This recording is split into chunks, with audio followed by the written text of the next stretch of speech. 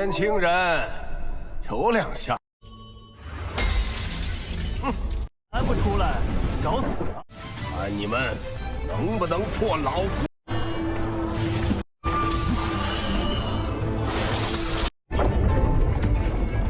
果然，诺老儿，你还有什么招啊？出剑，禁制！再来一壶酒。四弟懂我。姑娘稍安勿躁，姑娘先走。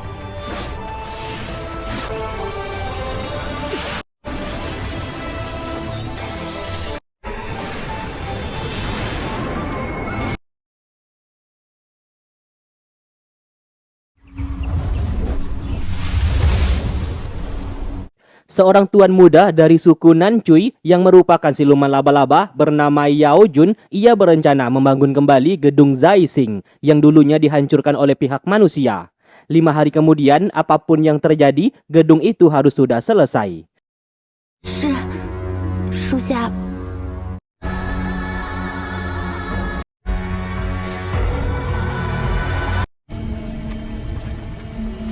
Tak jauh dari sana terdapat sebuah kota bernama Kota Praja. Huazu dari keluarga Dongfang mendatangi kota tersebut bersama adiknya bernama Qinlan. Mereka berdua merasa aneh, beberapa bulan yang lalu kota itu sangat ramai, namun sekarang sepi, tidak ada penduduknya. Siapa sangka mereka menemukan masih ada satu penginapan yang buka. Lantas mereka singgah di sana untuk bertanya apa yang telah terjadi di Kota Praja. Pemilik penginapan menjawab, beberapa bulan yang lalu terjadi penyerangan dan hampir setengah warga di Kota Praja diculik oleh siluman laba-laba dari suku Nancui. Tingkah laku pemilik penginapan dan pelayannya sangat mencurigakan sehingga Huazu segera menyerangnya.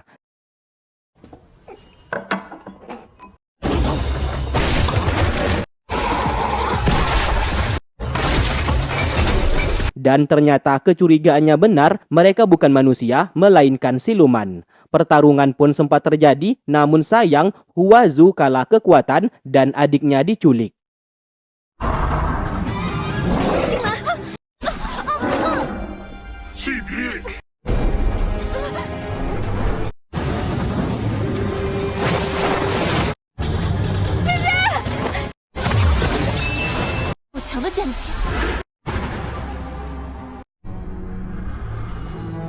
Setelah itu, Huazu tersadar dari pingsan, yang ternyata ia diselamatkan oleh seorang legenda pendekar pedang terhebat, sekaligus ketua organisasi bertopeng. Di saat pendekar itu hendak pergi, Huazu segera mengejarnya dan meminta bantuan untuk menyelamatkan adiknya yang diculik oleh suku Nancui, siluman laba-laba. Pendekar bertopeng bersedia memberikan bantuan, namun ada 3 syarat. Huazu dilarang bertanya nama dan identitasnya. Kedua, ia tidak boleh melakukan apa-apa. Dan ketiga, ia harus memegang sarung pedangnya dan tidak boleh jauh 10 langkah darinya.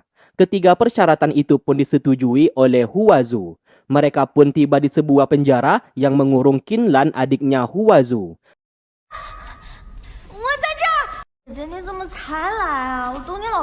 Pergerakan mereka dihentikan oleh pasukan suku Nancui.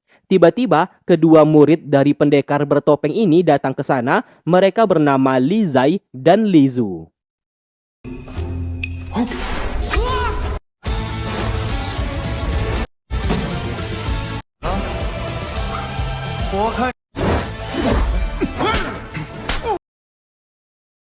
Sementara itu, Yao Jun membawa istrinya yang bernama Niangzi untuk menunjukkan gedung Zaising berhasil dibangun kembali. Melihat itu, Niangzi sangat senang.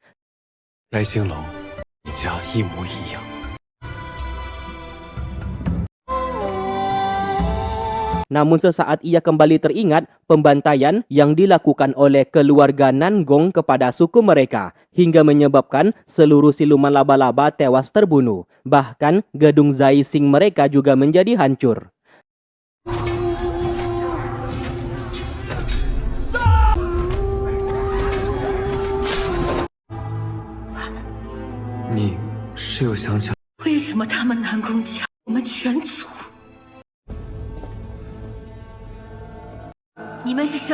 Tak lama kemudian, mereka berdua datang ke sana. Huazu melanggar persyaratan dengan melakukan penyerangan.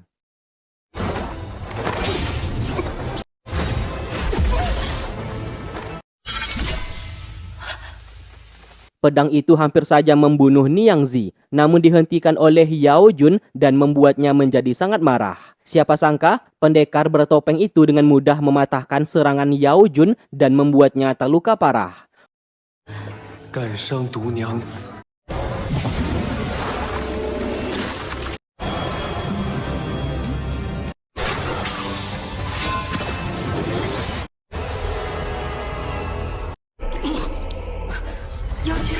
人类最是冷血。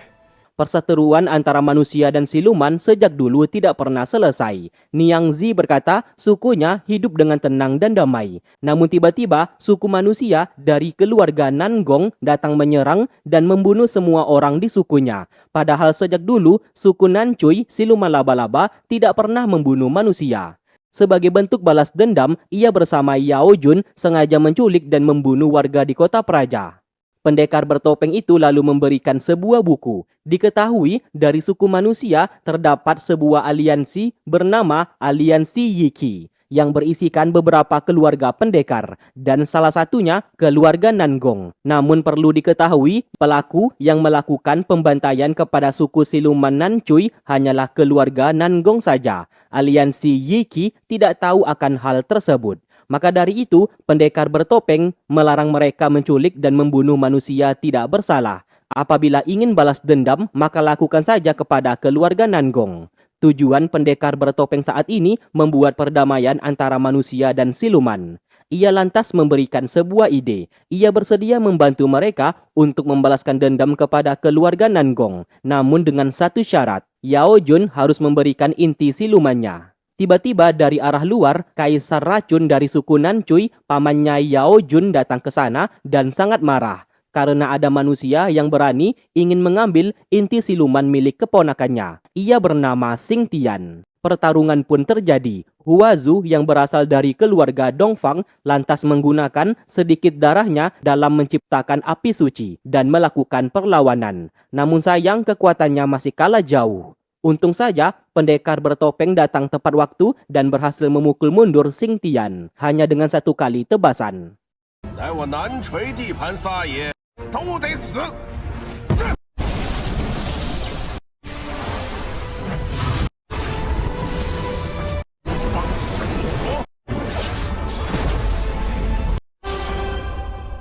年轻人，有两下。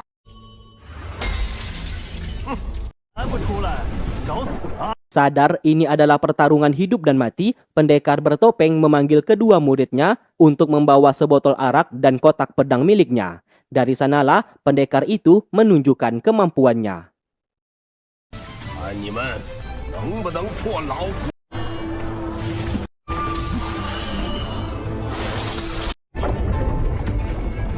果然，诺老儿，你还有什么招啊？ 出现！ 禁制！再来一壶酒。自己懂我。姑娘稍安勿躁，姑娘先走。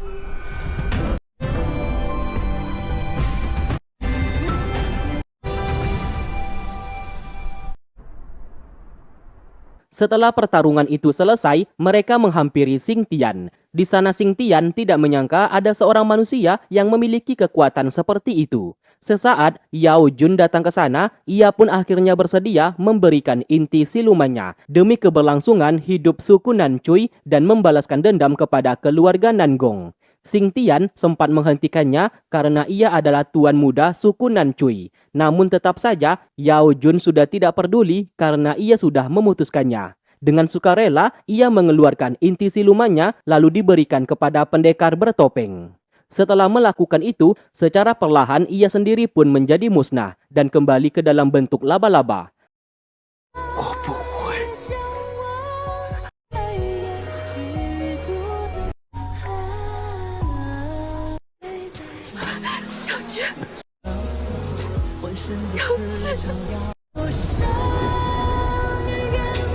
要去，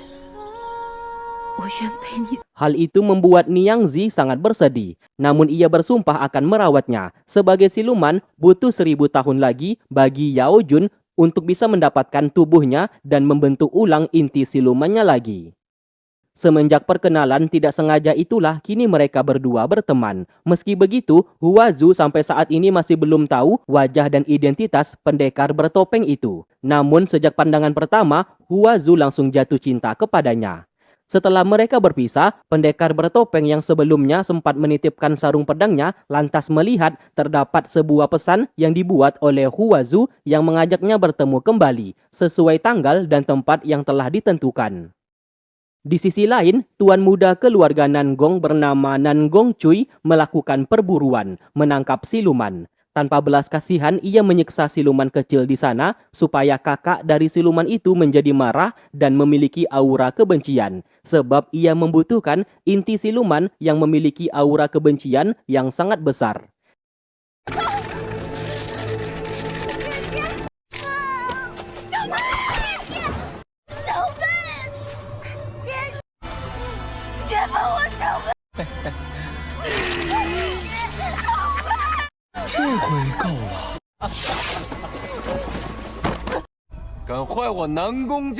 Tiba-tiba, murid dari organisasi bertopeng datang ke sana. Ia bernama Yi Tan dari keluarga Yang dan Wang Zui dari keluarga Wang. Organisasi bertopeng begitu sangat terkenal karena sering membantu siluman dan manusia yang lemah. Namun di dunia ini, tidak ada satupun orang yang mengetahui masing-masing identitas dari mereka. 电子淬语没有转币。二哥，你真的只动嘴皮子吗？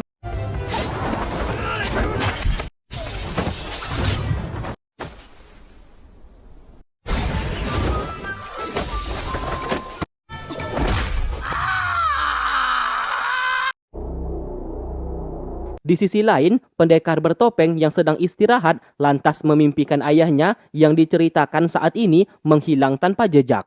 Di dalam mimpinya itu, sang ayah menunjukkan terdapat sebuah pohon pemakan kebencian yang apabila dibiarkan maka dapat menyebabkan kehancuran dunia. Sang ayah meminta ia untuk mencegah kebangkitan pohon kebencian agar kelak perdamaian antara manusia dan siluman bisa tercipta. 阻止人妖争斗，是永夜降临。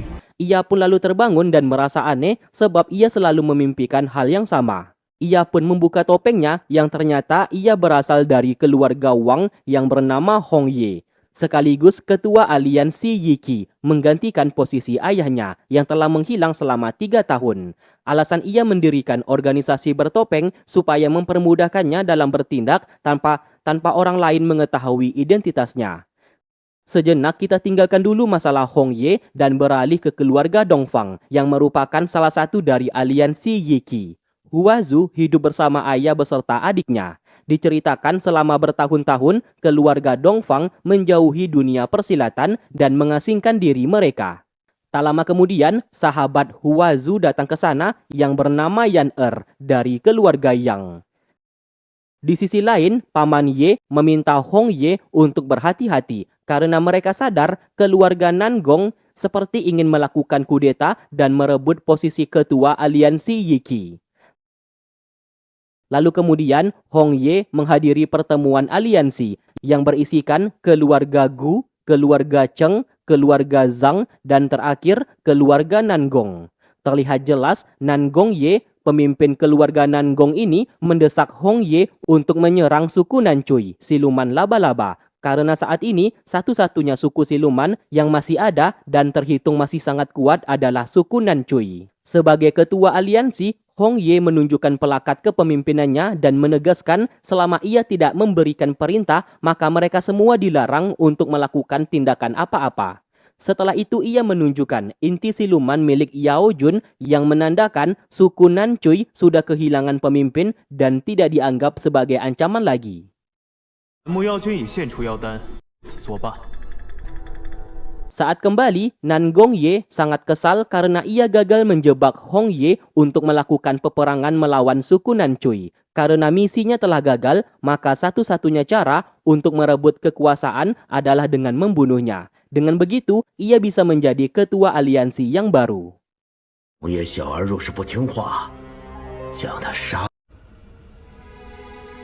Di sisi lain, alasan Yan datang ke sana, ia ingin meminta bantuan. Saat ini, kekasihnya dimasukkan ke dalam penjara atas tuduhan menyelamatkan siluman pembunuh. Ayahnya enggan untuk memberikan bantuan, sebab sejak awal sang ayah tidak suka kepada kekasihnya, yang dianggap hanya orang biasa dan sangat miskin. Terlebih lagi saat ini, ia sedang mengandung anak dari sang kekasih.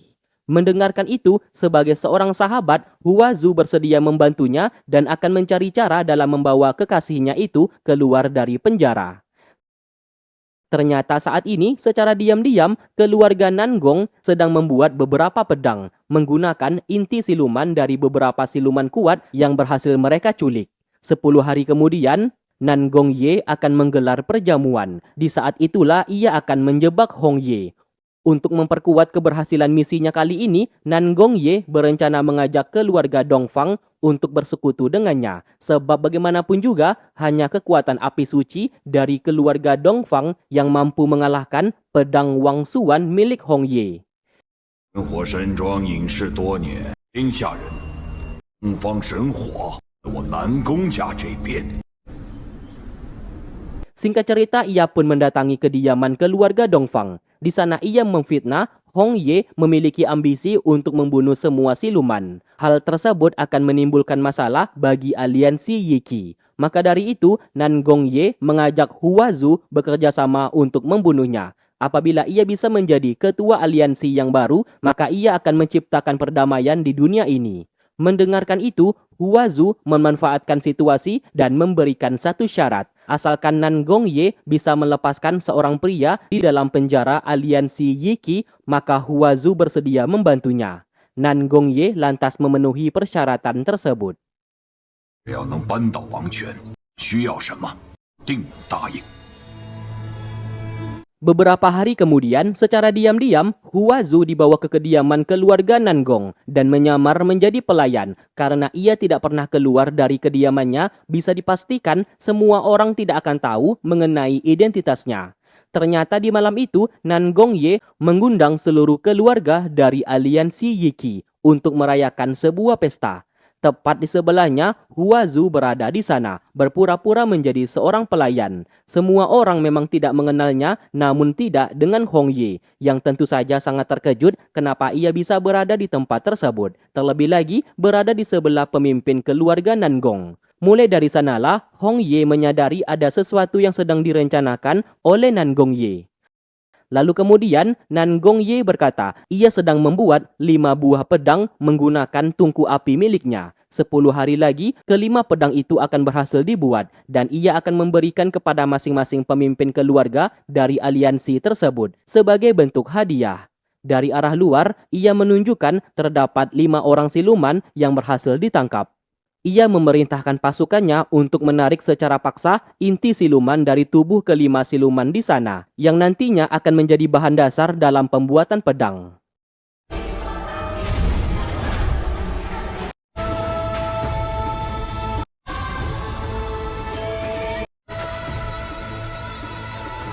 程家要一把，顾家也要。 高家也要。 Lalu setelah itu, acara hiburan dimulai. Terlihat seorang wanita sedang memainkan alat musik kecapi, sehingga suara yang dihasilkan membuat keempat lonceng yang tergantung di atas juga ikut berbunyi. Semua orang yang mendengarkan itu tidak merasakan apa-apa kecuali Hong Ye. Seketika, gendang telinganya begitu sangat sakit.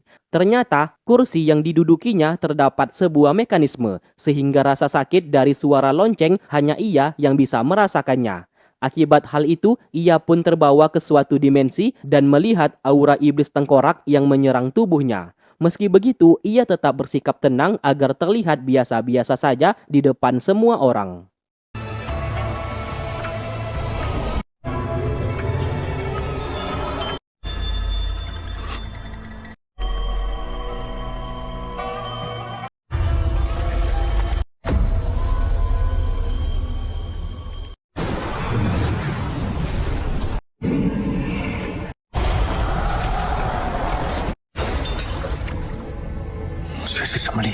南宫家主，阿主后便去别院。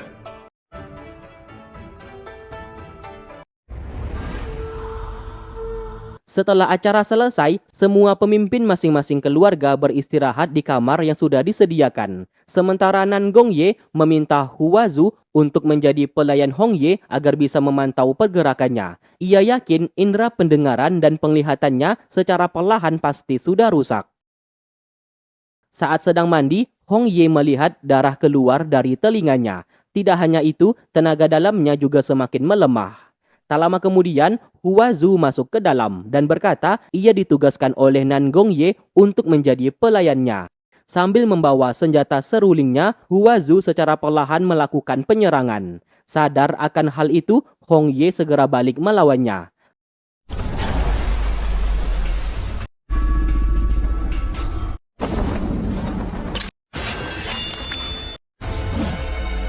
Karena kedoknya sudah ketahuan, Huazu berkata jujur mengenai misi yang sedang dikerjakannya saat ini. Intinya, beberapa jam kemudian, Hongye akan kehilangan indera pendengaran dan penglihatan. Tenaga dalamnya juga akan ikut melemah. Benar saja, Hongye tiba-tiba terjatuh dan sulit untuk berdiri. Diiringi penglihatannya mulai memudar. Di waktu bersamaan, kita akhirnya tahu Nan Gongye selama ini bekerja sama dan dibantu oleh Iblis Rubah. Apabila berhasil menjadi ketua aliansi, maka kedepannya ia juga harus membalas jasa Iblis Rubah.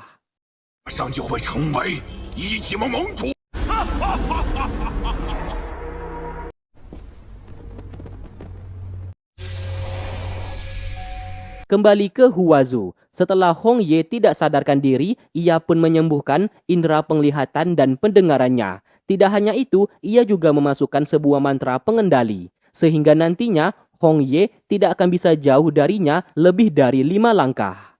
Tak lama setelah itu, Hongye terbangun. Apa yang dilakukan Huazu kepadanya saat ini membuatnya sedikit kesal. Namun ia juga mengucapkan terima kasih karena sudah menyembuhkannya. Baru saja hendak pergi dari sana dan melangkah 5 langkah, seketika penglihatannya menghilang dan menjadi gelap, yang membuat ia akhirnya sadar apabila ia berada jauh dari Huazu, penglihatannya akan hilang. 此行有何目的？ Singkat cerita, mereka duduk mengobrol. Huazu menceritakan semuanya. Sejak awal, ia hanya berpura-pura saja mau bekerja sama dengan Nan Gongye agar ia bisa menghancurkannya dari belakang. Karena ia tahu Nan Gongye sangat jahat. Alhasil mereka berdua pun akhirnya sepakat untuk bekerja sama dalam menjatuhkan Nan Gongye. Mereka lalu pergi ke lokasi tungku api yang dikatakan sedang membuat pedang berbahan dasarkan inti siluman. Di sana terdapat segel penghalang, yang bisa menghancurkannya hanyalah Hongye. Karena ia tidak bisa jauh dari Huazu, terpaksa ia menggunakan kain merah sebagai penghubung satu sama lain. Dengan begitu, Hongye bisa lebih leluasa menghancurkan segel pelindung di sana.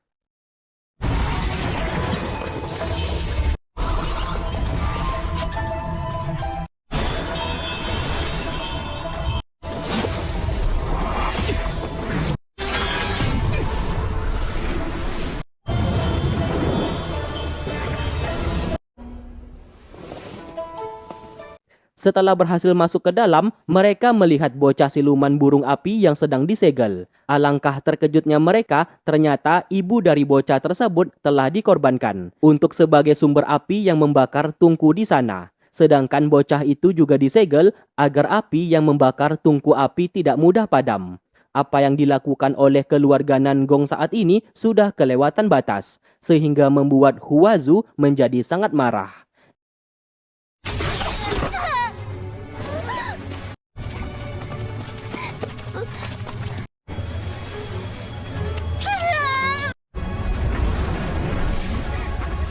我跟你们走。娘亲，我娘亲，我这就回了剑炉。Ia pun hendak menghancurkan tungku di sana, namun segera dihentikan oleh Hong Ye. Apabila ia membuat keributan, maka keberadaan mereka akan ketahuan. Ia akan memikirkan cara untuk menyelamatkan bocah siluman burung api tersebut tanpa ketahuan. Tetap saja, Hua Zu tidak peduli dan keras kepala ingin menghancurkan tungku api di sana. Terpaksa, Hong Ye memanggil nama lengkapnya, yaitu Dongfang Hua Zu. Seketika, Hua Zu sangat terkejut karena ternyata Hong Ye mengetahui identitasnya. 东方怀主，你认得我？番见姑娘再相信我一次。里面何人？我南宫禁地。何留信你？就跟随自己的直觉吧。 Saat kembali, Hong Ye memintanya untuk mengembalikan penglihatannya. Hua Zu tentu saja bersedia melakukan itu, namun ada dua syarat. Yang pertama, ia harus membunuh Nan Gong Ye, dan kedua, menyelamatkan seorang pria, kekasih dari sahabatnya yang saat ini dimasukkan ke dalam penjara atas tuduhan menyelamatkan seorang siluman. Hong Ye lalu sepakat atas dua syarat yang diberikan olehnya. Keesokan hari, mereka berdua ditugaskan untuk menyelamatkan bocah siluman tadi malam. Yi Tan menggunakan mata langit untuk menembus tembok-tembok dan melihat kondisi di dalam sana. Setelah mengetahui jumlah pasukan musuh, mereka berdua pun bergegas masuk ke dalam. 有4个护卫，法力都一般。南宫锤是我的。王权小姐。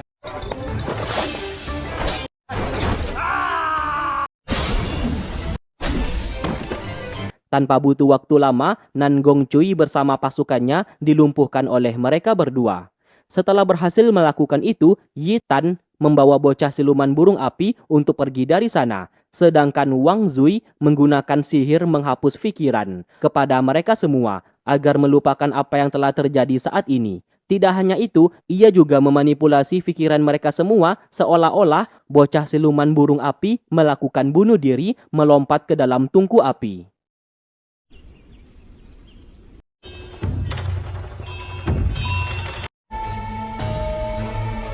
Singkat cerita, hari yang ditunggu telah tiba. Semua aliansi telah berkumpul. Karena tungku api sudah selesai membuat kelima pedang tersebut. Nan Gong Ye lantas memberikan pedang itu kepada masing-masing pemimpin keluarga, yang membuat mereka sangat senang karena merasakan terdapat kekuatan sangat besar di dalam pedang yang mereka dapatkan. 会练剑的100年以上的妖道。好剑，剑。 Tak lama kemudian, tungku api kembali mengeluarkan sebuah pedang yang dikatakan memiliki kekuatan sangat luar biasa karena terbuat dari inti siluman burung api yang sangat langka. Di sanalah Nan Gong Ye mulai melancarkan aksinya dengan penuh percaya diri menggunakan pedang tersebut. Ia menantang Hong Ye untuk bertarung dengannya, memperebutkan posisi ketua aliansi, yang dimana ia menganggap Hong Ye tidak layak berada di posisi tersebut. Mendengarkan itu, Hong Ye lantas tersenyum. Ia pun menggunakan pedang Wang Suan, pedang terkuat yang belum pernah bisa dikalahkan oleh siapapun. Saat melangkah maju ke depan, sesaat penglihatannya mulai menghilang. Di sanalah Hua Zu mengembalikan penglihatannya lagi. Namun di sini, Nan Gong Ye mengira Hong Ye masih belum bisa melihat. Alhasil pertarungan pun terjadi. Tidak butuh waktu lama bagi Hong Ye untuk mengalahkannya.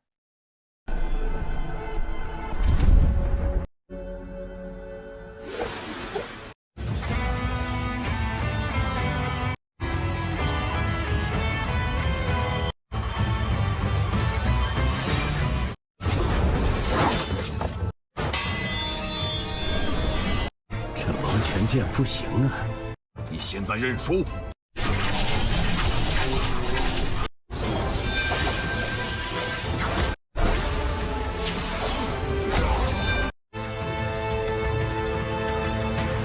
是你。 Karena tidak terima akan kekalahan, Nan Gong Ye kerasukan iblis yang berasal dari kebencian di hatinya. Karena tidak bisa mengendalikan diri, ia pun membunuh siapapun di hadapannya. Bahkan anaknya sendiri hampir saja menjadi korban.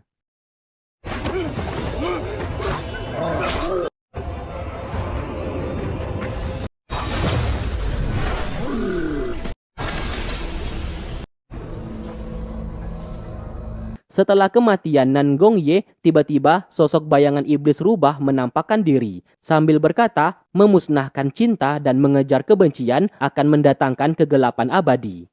Mendengarkan itu, Hong Ye sesaat teringat di dalam mimpinya sang ayah juga berkata seperti itu dan meminta ia untuk menghentikan peperangan antara manusia dan siluman supaya bisa mencegah datangnya kegelapan abadi.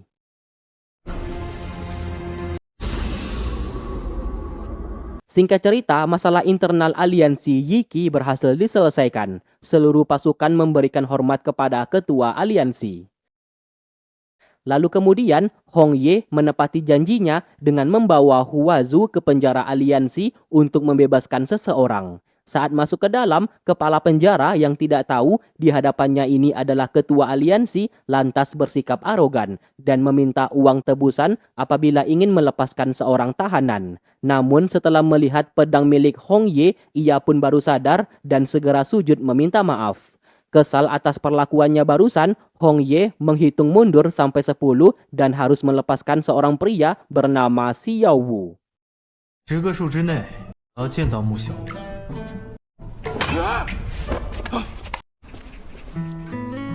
Akhirnya, Xiao Wu bersama Yan Er bisa bertemu kembali. Setelah mengetahui Yan Er saat ini sedang mengandung anak mereka, membuat Xiao Wu menjadi sangat senang. Kerjasama di antara mereka berdua telah selesai. Baru saja Hong Ye hendak pergi, tiba-tiba Hua Zu mengajukan permintaan terakhir, yaitu menemui ayah Yan Er. Ia berkata hubungan antara Yan Er bersama Xiao Wu masih belum direstui. Satu-satunya yang bisa membuat mereka berdua menikah adalah dengan bantuan dari Hong Ye sebagai ketua aliansi. 回去等消息吧。我佳音了，少主珍重。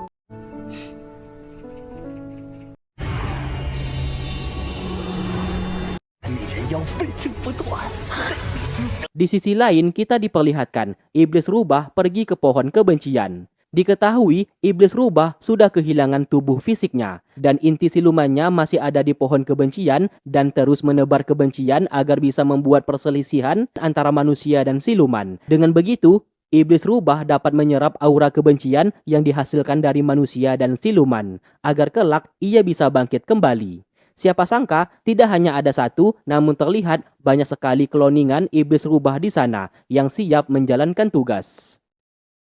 Setelah pertarungan sebelumnya, pedang Wang Suan milik Hong Ye menjadi rusak. Ternyata sejak awal pedang itu adalah palsu, yang sengaja dibuat untuk meyakinkan semua orang di aliansi kalau pedang tersebut masih ada. Padahal pedang Wang Suan yang asli dibawa oleh ayahnya, yang sampai saat ini keberadaan sang ayah masih belum diketahui. Paman Ye lantas berkata ia akan membuat pedang duplikat yang baru sebelum dicurigai oleh semua orang.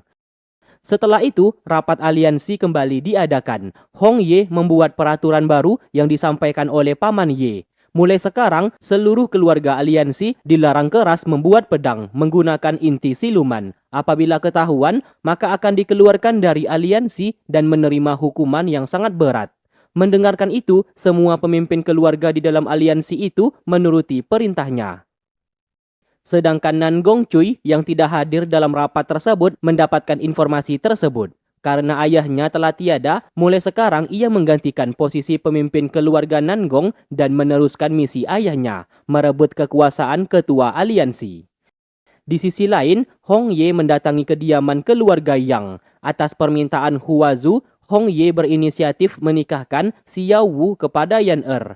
Tentu saja Tuan Yang, ayah Yan Er di sana tidak setuju. Namun sayang karena ini perintah langsung dari Hong Ye selaku ketua aliansi, Tuan Yang tidak bisa berbuat banyak dan mau tidak mau menuruti perintahnya. 小五，给丈人敬茶。家主，要想娶我家阿姨，小五遵命。婚礼当日。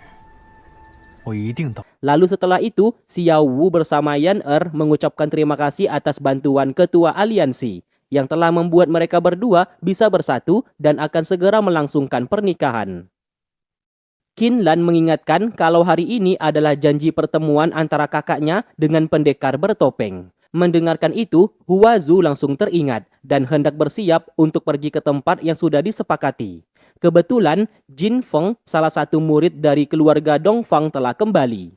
Tak lama kemudian, Hua Zu datang ke sana untuk pamit kepada sang ayah karena ia hendak pergi. Jin Feng lantas menyapanya, namun terlihat sikap Hua Zu kepada kakak seperguruannya di sana seperti tidak akrab.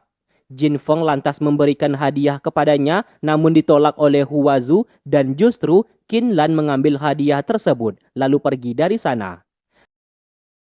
你刚刚回来，先回屋好好。是，师傅。 Saat kembali ke kamar, Jin Feng ternyata menaruh perasaan kepada Hua Zu. Ia pun berambisi untuk bisa memilikinya.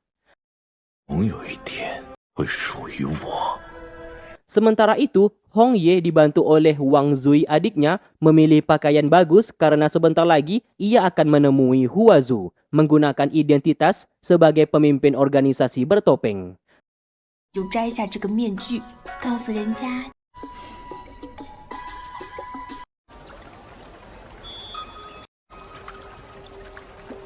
轻柔柔，催酒后，呼吸却深邃微。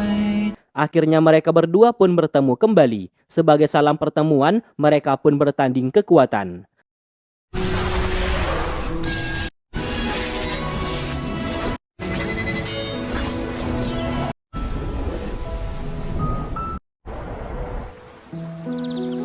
Terlihat jelas senyuman Hua Zu yang sangat menyukainya.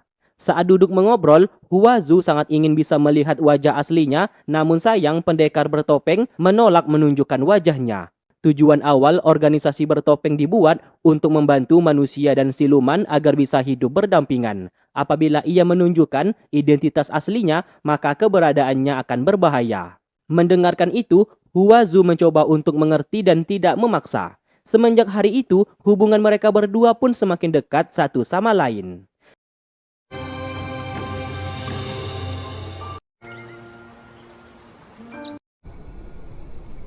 Saat kembali, Hong Ye singgah sebentar ke markas organisasi bertopeng. Mereka pun bertanya hubungannya dengan Hua Zu. Apakah Hong Ye sudah memberitahukan identitasnya atau tidak? Hong Ye lantas menegaskan identitas mereka sebagai organisasi bertopeng wajib dirahasiakan, karena ini menyangkut keselamatan mereka dan keluarga mereka masing-masing. Hong Ye lantas memberikan beberapa tugas. Diketahui saat ini, secara diam-diam, Nan Gong Cui menggunakan jimat pengendali untuk mengendalikan siluman, yang dimana barang tersebut sangat dilarang di dalam aliansi. Tugas mereka harus menyelidiki kebenaran itu dan mengumpulkan buktinya. Singkat cerita, esok hari pun tiba. Semua orang di keluarga Yang sedang sibuk mempersiapkan acara pernikahan. Sementara mereka yang juga menghadiri acara tersebut duduk mengobrol dan minum bersama. Terlihat Qin Lan, adiknya Hua Zu ini, tidak berhenti berbicara sebab ia menyadari Hong Ye, ketua aliansi, seperti menyukai kakaknya.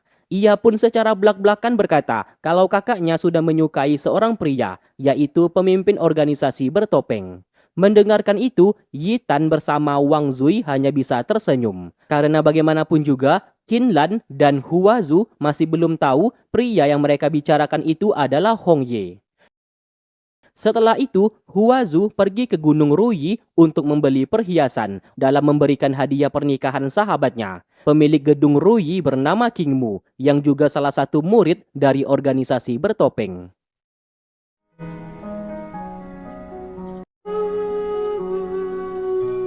Setelah membeli perhiasan, Hua Zu kembali dan memberikan tusuk konde itu kepada Yan Er sambil memasangkan ke rambutnya. Ia juga ikut bahagia melihat sahabatnya ini bisa menikah dengan pria yang dicintainya. Yan Er juga ikut mendoakannya supaya bisa menikahi pria yang dicintainya juga. Akhirnya pernikahan mereka berdua diselenggarakan dan melakukan ritual memberikan hormat kepada Tuan Yang selaku pemimpin keluarga Yang. Terlihat wajah Tuan Yang biasa-biasa saja, karena sejak awal ia masih tidak setuju putrinya menikah dengan pria miskin seperti Xiao Wu. Setelah mereka berdua resmi menikah, tiba-tiba Nan Gong Cui datang ke sana dan merusak acara tersebut. Ia berkata alasan datang ke sana untuk menangkap seorang tahanan, yaitu Xiao Wu. Saat ini, Xiao Wu dinyatakan bersalah karena sudah melepaskan seorang siluman pembunuh.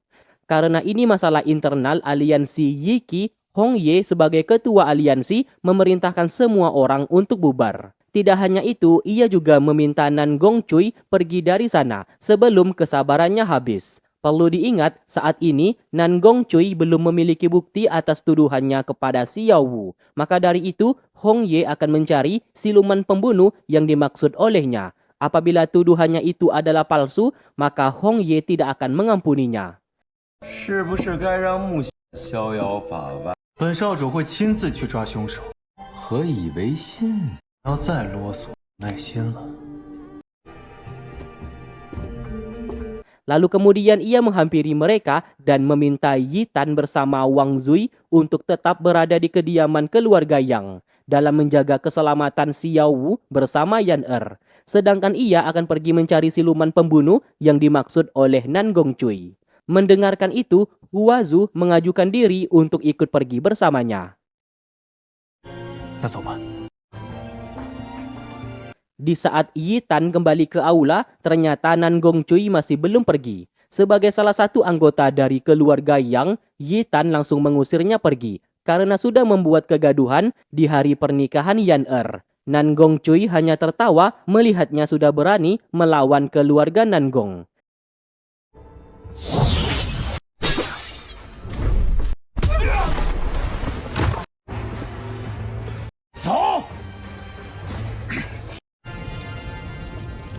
Hinaan yang diterimanya barusan membuat ia menjadi sangat marah kepada keluarga Yang. Karena keluarga Yang memiliki bisnis tambang, ia pun memerintahkan pasukannya untuk menghancurkan tambang tersebut. Sebab bagaimanapun juga, keluarga Nan Gong miliknya yang selama ini mendanai proyek tambang milik keluarga Yang. Satu hal lagi, mereka harus bisa menangkap siluman pembunuh itu sebelum Hong Ye berhasil menemukannya lebih dulu. Di sisi lain, Hong Ye mendatangi gedung Ruyi. Ternyata selain membuka toko perhiasan, King Mu secara diam-diam mengumpulkan semua informasi apapun yang ada di dunia persilatan, dan informasi itu khusus diberikan kepada Hong Ye sebagai pemimpin organisasi bertopeng. Namun karena di sana ada Hua Zu dan tidak ingin identitas organisasi bertopeng mereka ketahuan, Hong Ye terpaksa berpura-pura ingin membeli informasi dari King Mu. Di saat masuk ke dalam ruangan rahasia, Hua Zu begitu sangat terkejut karena banyak sekali pekerja yang mengumpulkan segala informasi. Bisa dikatakan, apapun yang ingin mereka ketahui, maka akan mendapatkan jawabannya di sana. Menggunakan kolam air di sana, mereka pun akhirnya mengetahui keberadaan siluman yang telah diselamatkan oleh Xiao Wu. 苏州府前街杀人，我们要找的人是他。 二位稍等，很快就会有消息了。 Sementara di tempat lain, kita diperlihatkan siluman ikan yang bernama Cuji. Ia adalah siluman yang diselamatkan oleh Xiao Wu. Sayangnya pasukan dari keluarga Nan Gong berhasil menemukan keberadaannya. Karena ternyata sejak awal di tubuh Cuji sudah ditanamkan sebuah mantra pengendali. Sehingga pembunuhan yang telah dilakukannya bukan murni kemauannya, melainkan telah dikendalikan oleh keluarga Nan Gong. Kemanapun ia pergi pasti akan ketahuan. Cuji sebenarnya siluman baik, namun ia sengaja dijebak oleh mereka agar keluarga Nan Gong memiliki alasan untuk menangkap dan memenjarakan Xiao Wu. Jenderal pasukan di sana kembali mengendalikannya supaya mengakhiri hidupnya sendiri. Untung saja Hong Ye datang tepat waktu dan menghentikan itu lalu membawanya pergi dari sana.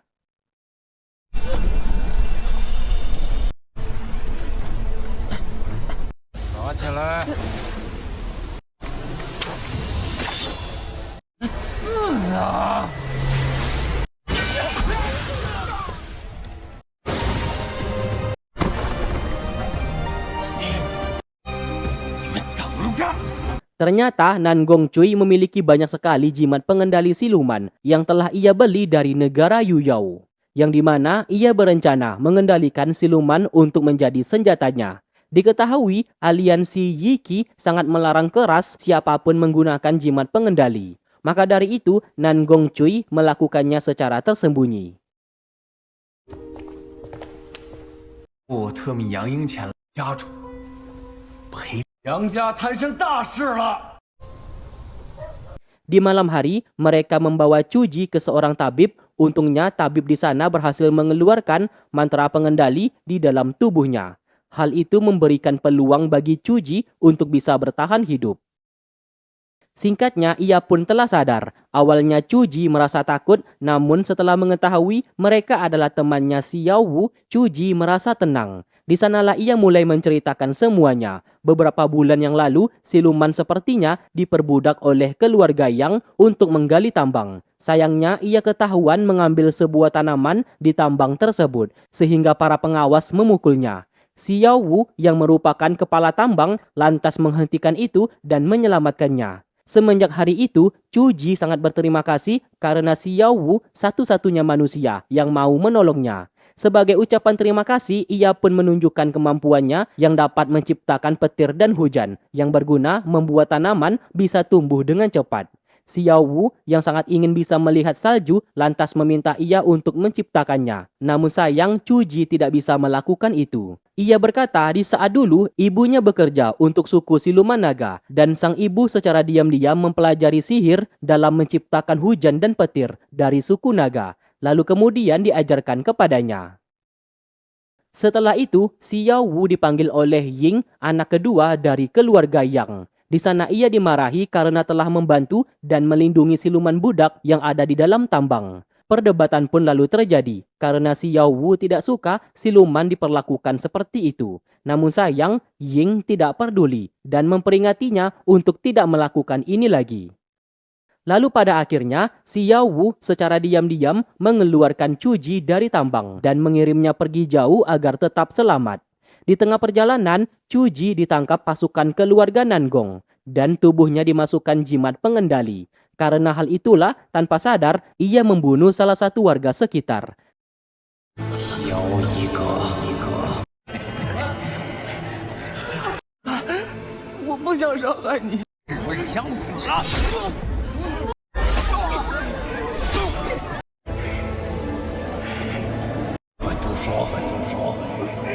Dari sanalah ia baru sadar itu semua hanyalah jebakan yang dimana akibat tuduhan dirinya yang telah membunuh warga membuat Xiao Wu yang telah membebaskannya juga ikut terseret atas tuduhan telah melepaskan siluman pembunuh sepertinya.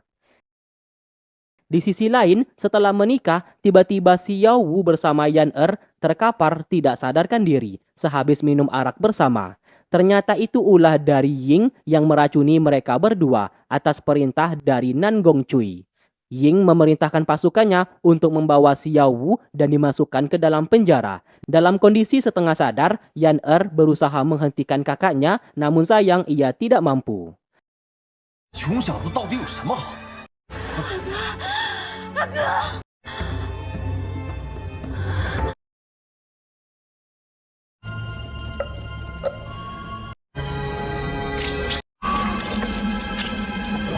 Singkatnya, Xiao Wu disiksa oleh Nangong Cui dan memaksanya untuk mengakui sebuah kebohongan. Kalau Hong Ye, ketua aliansi yang telah menyuruhnya untuk melepaskan siluman pembunuh, yaitu Chuji. Nangong Cui sengaja melakukan itu supaya ia memiliki alasan untuk menuduh Hong Ye telah mengkhianati peraturan aliansi. Dengan begitu, ia bisa merebut posisi ketua aliansi. Namun sayang, mau sekeras apapun mereka menyiksanya, Xiao Wu menolak untuk berbohong dan meminta untuk dibunuh saja.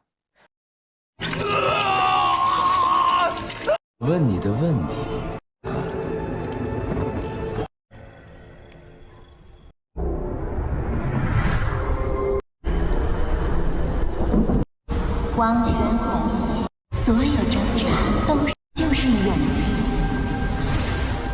越来越近了吗？